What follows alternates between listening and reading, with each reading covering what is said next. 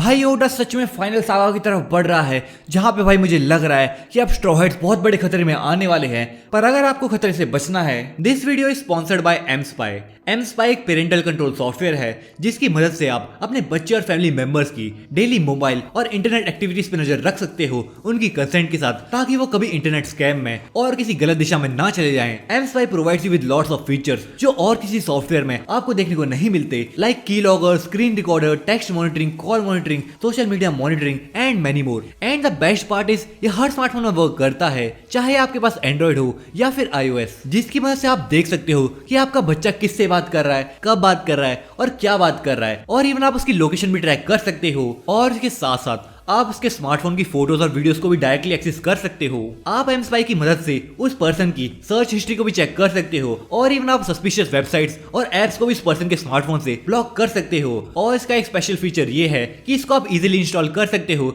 जिसके बाद इसे डिटेक्ट करना किसी पर्सन और सॉफ्टवेयर के लिए पॉसिबल नहीं है। क्यों भाई, कर रहा है ना ये अपने नाम एम स्पाई की तरह काम। This software is 100% legally certified and it's India's number 1 monitoring software. So what are you guys waiting for? Go check out now. Link आपको डिस्क्रिप्शन और पिन कमेंट्स में मिल जाएगी। कुछ लोग थे ना भाई जो कह रहे थे कि गोरो से वीक होने वाले हैं, सो भाई ओडा ने उसी चीज के बारे में यहाँ पे हिंट दिया है कि आखिर गोरो से वन पीस में कहां पे स्टैंड करते हैं, जहां पे अब हमें सारे गोरोसे के नाम इस चैप्टर में पता चलेंगे। पर नाम से ज्यादा इंपॉर्टेंट होने वाला है गोरोसे का टाइटल, जो कि है वॉरियर गॉड। अब भाई इस टाइटल को सुन के तुम ये नहीं बोल सकते हो कि गोरोसे ने कभी फाइट नहीं करी होगी। वॉरियर गॉड का टाइटल यार काफी बड़ा होता है, और अगर यहाँ पे गॉड का मतलब ईमू है तो गोरोसे जो है वो ईमू के पर्सनल वॉरियर हो सकते हैं। और भाई स्कार्स तो हमने देखे ही है गोरोसे की बॉडी के ऊपर, तो भाई किसी सेलेस्टियल ड्रैगन के ऊपर ऐसे स्कार्स तो नहीं हो सकते जब तक उन्होंने बैटल में पार्ट ना लिया हो। चैप्टर में हम सारे गोरोसे के नाम भी देखेंगे, जो कि नॉट सरप्राइजिंगली प्लैनेट्स और स्पेस से रिलेट करते हैं, जहाँ पे गोल्डन बालों वाले गोरोसे का नाम warrior god of agriculture saint shepherd Jupiter है। अब यार ये जुपिटर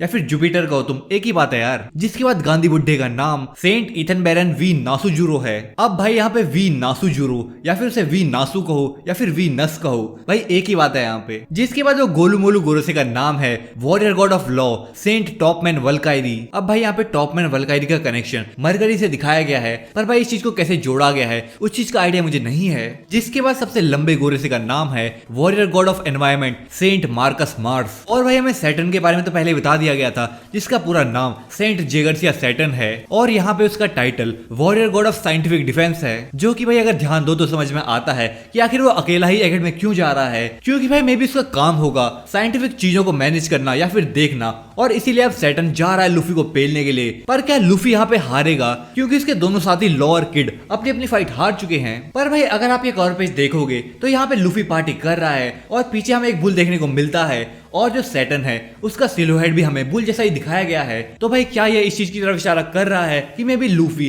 सैटर्न को जल्दी हरा के पार्टी करने वाला है, या फिर ये एक फॉरशैडोइंग है कि लूफी का मजा जल्दी खत्म होने वाला है और सैटर्न का पहला विक्टिम ब्रुक होगा। यहाँ पे भाई सभी गोरोसे के पास अलग अलग टाइटल्स हैं, तो मे भी वो सबकी फील्ड होगी, क्योंकि भाई वर्ड को मैनेज करने के लिए ऑब्वियसली पार्टिकुलर फील्ड्स में नॉलेज होना जो जरूरी है। पर भाई यहाँ पे जो वॉरियर गॉड का टाइटल है ये तो भाई यहाँ पे यही बता रहा है कि ये जो गोरोसे हैं वो काफी स्ट्रॉन्ग होने वाले हैं। सो भाई लोग आपको क्या लगता है, क्या लूफी फाइट हारेगा या फिर वो सैटर्न को पेल देगा? अपना ओपिनियन भाई कमेंट में शेयर कर दो। और हाँ भाई लोग, मे भी जो हमने एगेड की तरफ ब्लैकबेर्ड का शिप आते हुए देखा था, क्या पता उसमें लॉ और बेप्पो हो सकते हैं जिन्होंने ब्लैकबेर्ड का कोई शिप चुरा लिया हो और वो एगेड की तरफ बढ़ रहे हो, क्योंकि वो दोनों ही ब्लैकबेर्ड से बच के भाग गए थे और एगेड में जाएंगे तो उन्हें चॉपर मिल जाएगा जो कि लॉ को ट्रीट कर सकता है। चैप्टर में हम ये भी देखेंगे कि लुशिया किंगडम को डिस्ट्रॉय करने वाला ईमू नहीं है, और ना ही इस डिस्ट्रक्शन के पीछे किसी एंशिएंट वेपन का हाथ है, बल्कि ये वेपन तो वेगापंक ने बनाया था। और भाई अगर ये बात सच है तो इस चीज ने वेगापंक का स्टोरी में इंपॉर्टेंस और भी ज्यादा बढ़ा दिया है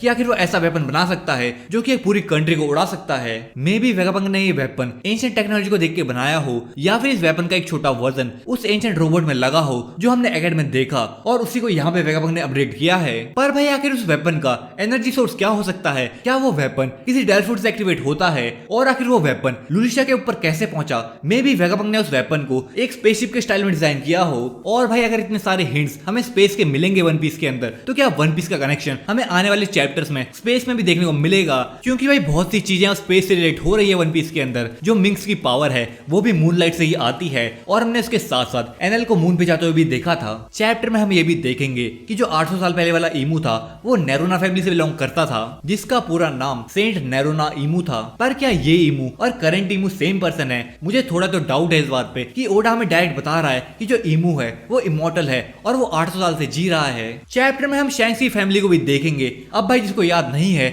या फिर जिसने फिल्म रेड नहीं देखी तो उसमें हमें बताया गया था कि जो शैंक्स है वो फिगारलैंड फैमिली से बिलोंग करता है और फिगारलैंड जो फैमिली है वो एक हाई लेवल की सेलेस्टियल ड्रैगन्स है। और भाई क्योंकि शैंक्स फिगारलैंड फैमिली से बिलोंग करता है तो इसी की वजह से वो गोरोसे से मिल पाया था। चैप्टर में भाई हम ये भी देखेंगे कि जिस पर्सन को लोग शैंक्स समझ रहे थे असल में वो फिगारलैंड फैमिली का एक बंदा है। मैं तो भाई पहले से ही कह रहा था कि शैंक्स और उस होली नाइट के बीच में कोई फैमिली का कनेक्शन है, जहाँ पे मे बी वो शैंक्स का भाई या फिर उसका फादर हो सकता है। पर भाई मेरे हिसाब से अब यंग कैरेक्टर्स को इंट्रोड्यूस करना चाहिए स्टोरी के अंदर, क्योंकि ओल्ड कैरेक्टर्स ऑलरेडी बहुत ज्यादा हो चुके हैं। चैप्टर में हम देखेंगे कि होली नाइट्स के पास बहुत ज्यादा बड़ी अथॉरिटी है, क्योंकि यहाँ पे वो मॉसगार्ड को उसकी गलती के लिए एग्जीक्यूट करने वाले हैं और वो शैंक्स वाला पर्सन असल में होली नाइट्स का लीडर है जो मॉसगार्ड को ये सजा सुनाता है। तो भाई अगर ये ऑर्डर उसने डायरेक्ट दिया है तो आप लोग समझ ही सकते हो कि उसके पास कितनी बड़ी अथॉरिटी है और आखिर गोरो से शैंक्स से मिलने के लिए राजी क्यों हो गए थे। चैप्टर में शायद हमें गेको मोरिया और क्रोकोडाइल का सेराफिम भी देखने को मिल सकता है, पर भाई अभी ये चीज कंफर्म नहीं हुई है। पर अगर ऐसा होता है तो इसका मतलब तो हमें डोफ्लामिंगो का सेराफिम भी देखने को जरूर मिलेगा। और भाई क्योंकि हमें पता है कि सारे सेराफिम्स के अंदर ग्रीन ब्लड होता है, जिसका मतलब हमें उन सेराफिम्स के अंदर पैरामीशिया डेल्फुट की एबिलिटी देखने को मिलेगी, क्योंकि ग्रीन ब्लड में बस पैरामीशिया की पावर्स ही होती हैं। और भाई यहाँ पे रेवरी का फ्लैशबैक खत्म हो सकता है और हमें ड्रैगन का रिएक्शन भी देखने को मिल सकता है, क्योंकि साबो ये सारी बातें उसे बता रहा होता है और ड्रैगन तो गॉड्स नाइट के बारे में पहले से ही जानता था और वो चाहता ही है कि गॉड्स नाइट उनके पीछे आए ताकि रेवोल्यूशनरी आर्मी उनको हरा दे, क्योंकि वो लोग सबसे बड़ा खतरा बन सकते हैं ड्रैगन के प्लान में। सो भाई अगर आपको फुल चैप्टर का एक्सप्लेनेशन देखना है तो चैनल को कर दो सब्सक्राइब। मिलता हूँ आपको अगली वीडियो में, तब तक के लिए सायोनारा।